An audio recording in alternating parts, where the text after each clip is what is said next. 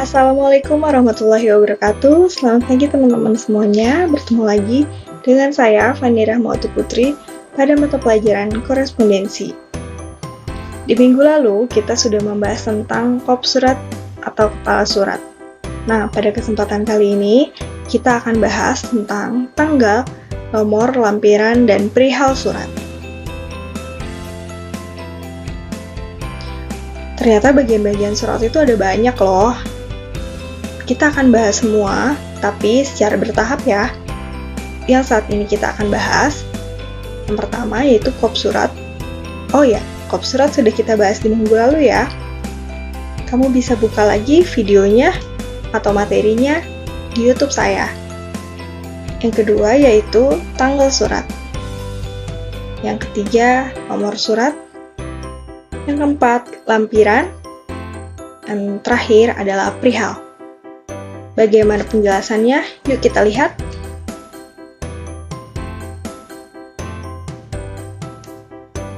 Tanggal surat.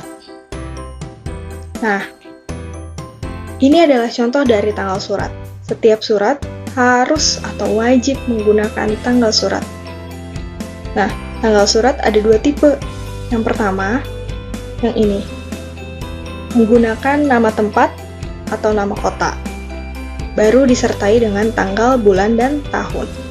Yang kedua, tanpa nama kota atau tanpa keterangan tempat. Jadi penulisannya langsung pada tanggal, bulan, dan tahun pembuatan surat. Nah, ada pula yang harus kamu perhatikan, yang harus kamu lakukan, dan yang tidak boleh kamu lakukan. Yang pertama, yang harus kamu lakukan adalah menggunakan awalan huruf kapital pada keterangan tempat dan bulan. Harus loh, ini aturannya adalah wajib. Setiap keterangan tempat dan bulan harus diawali dengan huruf kapital.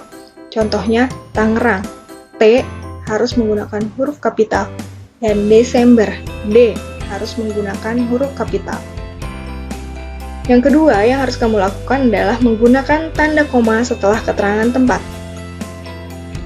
Apabila kalian menggunakan tipe yang pertama, yang menggunakan keterangan tempat atau nama kota, harus dibubuhi tanda koma setelah keterangan tempat. Kemudian baru dilanjutkan dengan tanggal, bulan, dan tahun. Nah, kemudian ada pula yang tidak boleh kamu lakukan atau tidak boleh kamu pergunakan. Yang pertama yaitu menyingkat tulisan bulan. Nah, seringkali kan kita ngelihat kalau misalnya Desember itu disingkat menjadi kata Des, atau kita ganti dengan angka 12, karena Desember adalah bulan ke-12. Nah, itu tidak boleh kita lakukan pada penulisan surat, apalagi surat resmi. Nah, selain bulan, kita juga tidak boleh menyingkat tulisan tahun. Sama seperti bulan, tahun juga suka disingkat dengan contoh 2016. Kita biasa singkat dengan 16. Nah, itu pun tidak boleh dilakukan pada penulisan surat. Nah, yang terakhir, menggunakan awalan huruf kecil pada keterangan tempat dan bulan. Sudah dibahas sebelumnya ya, bahwa keterangan tempat dan keterangan bulan harus menggunakan awalan huruf kapital.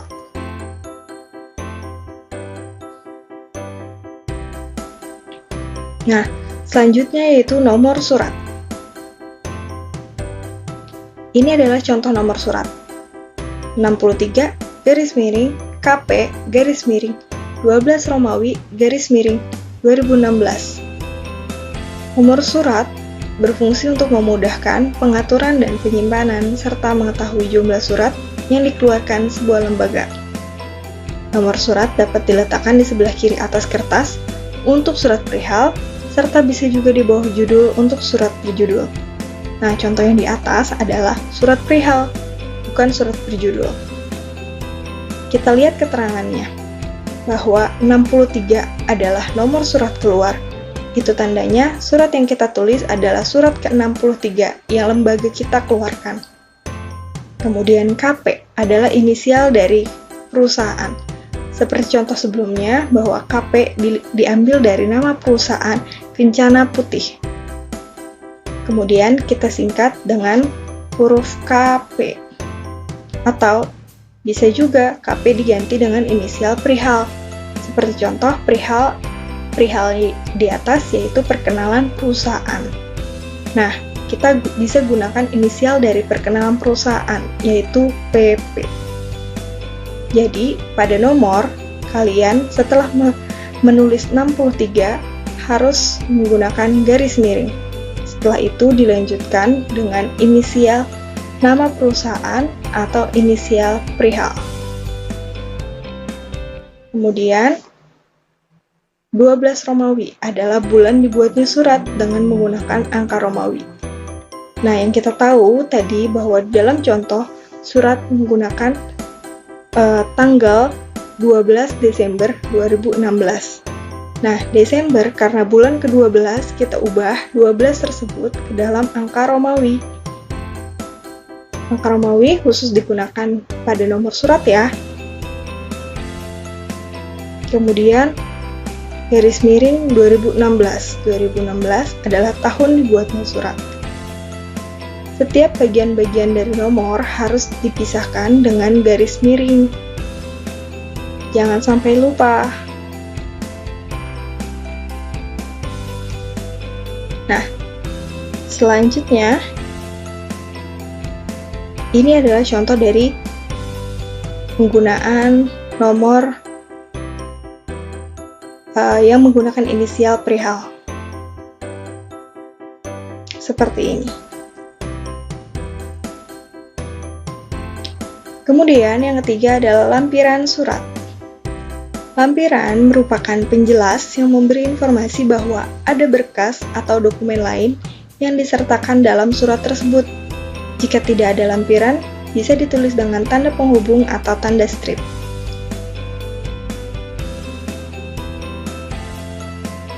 Nah, contohnya seperti di atas ini. Lampiran 1 dalam kurung 1 katalog. Itu tandanya dalam surat disertakan pula dokumen lain berupa katalog. 1 buah katalog. Nah, contoh lainnya yaitu ini. Lampiran titik 2 dalam kurung 2 lembar.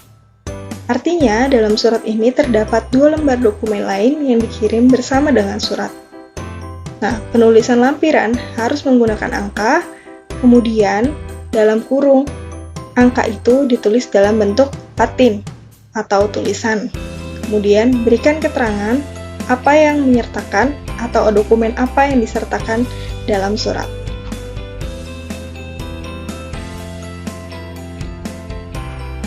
Selanjutnya, yang terakhir yaitu perihal.